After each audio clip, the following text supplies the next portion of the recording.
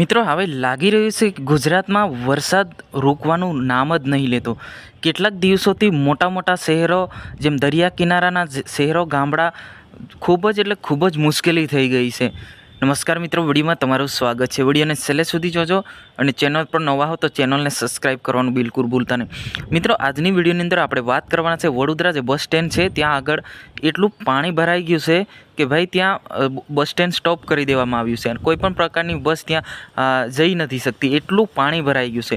તમામ માહિતી આપણે જાણવાના છે।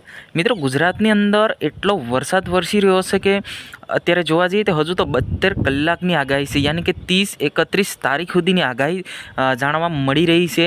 જ્યાં મિત્રો આટલી જે 72 કલાક વરસાદ થયો એમાં કમસે કમ 50-60 લોકોના મોત થયા છે અને હજુ 72 કલાક વરસાદ વરસવાની શક્યતા સામે આવી છે। અને એક બાજુ જોવા જઈએ તો મિત્રો વાત કરવામાં આવે તો મોટા જે ગુજરાતના મોટા જે ડેમ છે એ પણ એક ડેમ એવો નહીં કે ના ભરાયો હોય, એમ આખા ગુજરાતના તમામ જિલ્લાની અંદર વરસાદ થઈ રહ્યો છે। એક પણ જિલ્લો એવું નથી થયો કે ભાઈ કે આ જિલ્લામાં વરસાદ ના થતો હોય, દરેક જગ્યા પર વરસાદ વરસી રહ્યો છે અને ગુજરાતના કેટલાક મોટા જે ડેમો છે એ પણ ઓવરફ્લો થઈ ગયા છે।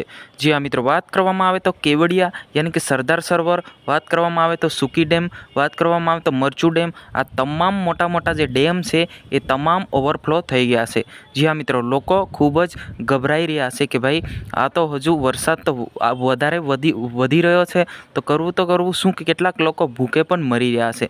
જી હા મિત્રો, આની તમામ મુશ્કેલીઓ સરકાર દ્વારા તપાસ કરવી જોઈએ અને આ તમામ લોકોને જે જમવાનું ખાવા પીવાનું પૂરું પાડવું જોઈએ જેથી કરીને તમામ લોકોની જાન બચી શકે છે। જ્યાં મિત્રો અત્યારે ગુજરાતમાં તમામ મોટા જે ડેમ છે એ ઓવરફ્લો થઈ ચૂક્યા છે અને મોટા જે શહેરો છે એ પણ અમુક શહેરો ડૂબી ગયા છે। માનવામાં આવે તો ભરૂચ, માનવામાં આવે તો સુરત અને વડોદરા જેવા મોટા સિટીમાં પણ પાણી ભરાઈ ગયું છે। જી હા મિત્રો, આજની વિડીયોની અંદર બસ આટલું જ। આપણે મળીશું તરત જ નવા વિડીયો।